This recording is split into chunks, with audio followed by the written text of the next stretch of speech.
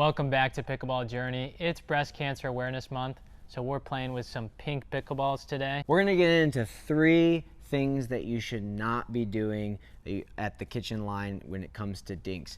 Make sure you stay tuned to the end for the last tip because it's a really good tip. My name's Elisha. I'm Justin. Let's get into it.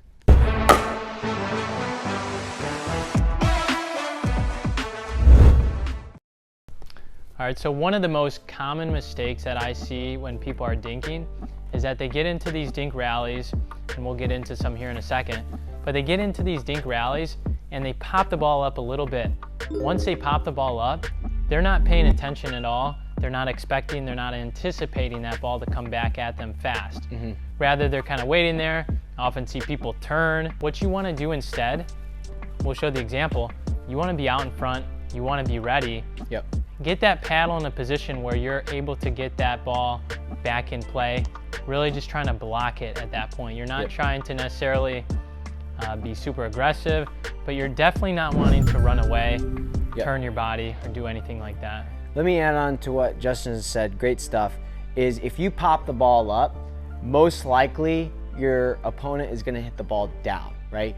So your ready position should get into a low stance, and the paddle should be dropping a little bit because they're most likely going to be aiming for your feet, so you'll be able to block it. So make sure your paddle goes down a little bit more than we're used to. We teach, ready position with the paddle kind of net height. You might want to go below net height because they're getting a ball up around their shoulders.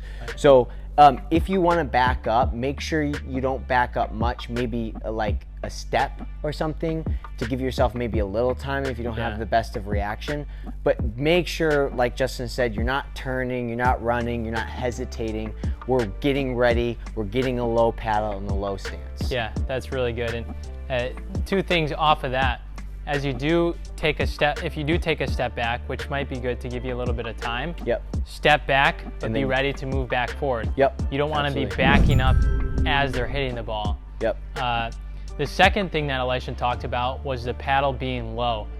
We see this in the comments. People don't know sometimes when to let the ball go. This is a great sign of if your paddle's low, it's going to be easier to let those balls go when it's up top here. If you're up top here too high, your instincts are just going to want to block that ball. But those are going to go out. Guaranteed, if they get a ball high and they swing hard at it and it's at your shoulders, it's going out. Right. So anything that's going in is going to be below your waist. So make sure you get that paddle down. Yeah, that's good. So let's just do a couple here. I'm going to pop the ball up here, and I'm going to get ready. So that's a good shot. These are tough to get back, but this is what you want to practice. Notice how when he pops it up, he's going to be ready, right? And he gets his paddle down low in preparation.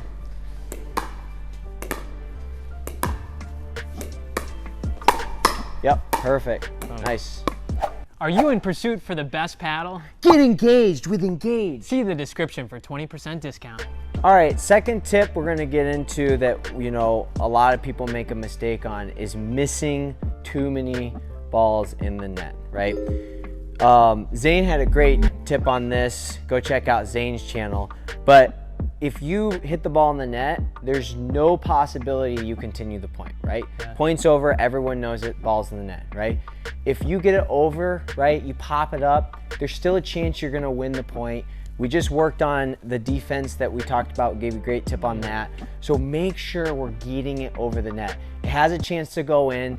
The ball might land out, but they might be blind and they might call it in. So make sure you're giving the point a chance to win it by keeping the ball nice and high over the net. So we're erring on the high side, and once we start getting a feel for it and we're getting a good dink going, then we can start to lower our shot. But we're not missing in the net. If anything, we're erring on the high side and popping it up. So you can start out with, like I said, we're gonna dink a few, and I'm just gonna err on the high side. You see how high I'm hitting these dinks?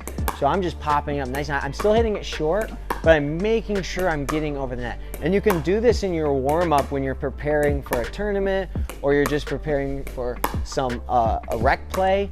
But I'm just popping this up nice and high. And as I get a good feel for this, now notice I'm getting the ball a little bit lower because I'm feeling it out, okay? And as long as I'm not hitting the net, I'm good, right? And so when you're in a point too, the second tip to this mistake is when you're in a point and or a game even, and I'm missing in the net.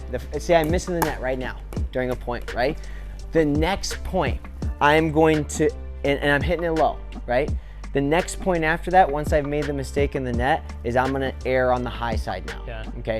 And my mistake next is gonna be a pop-up, and they're gonna put it away before I make another mistake in the net. Never make 2 errors in a row. Never hit 2 balls in the net, and never pop the ball up twice. Make sure you're making mistakes. Make adjustments. And adjustments within match play, right? Yeah, and I'll add, I always think respect the net. Yep. That's a big one. And one drill that I often do is I say, if we miss, if you're hitting, you're playing a dink game or you're doing some type of game, anytime you miss it in the net, 2 points. Yep. So that way you're forcing yourself to give a little bit more margin over the net, and you're punishing yourself for those misses in the net. That's a great tip. Good training exercise right there. All right, before we get into this last tip, be sure to hit the like button and leave a comment below. Do it. So one thing that you want to make sure you stop doing, we see this way too much, this mistake of flicking your wrist with the dinks. Yep. People they get in the dinks and maybe they're out wide and they try to flick it too much. Yep. Or you're dinking straight ahead and you're using way too much wrist. What we want to do, we really want to hold on to that paddle, lock the wrist, and you're using mostly arm to just swing through nice and smoothly with the ball. Yep. So again, as we're hitting dinks here, it's just very steady. We're not doing any of this flicking of the wrist to get it up here. Notice I can do that. I can make that sometimes, but it's going to be way less consistent.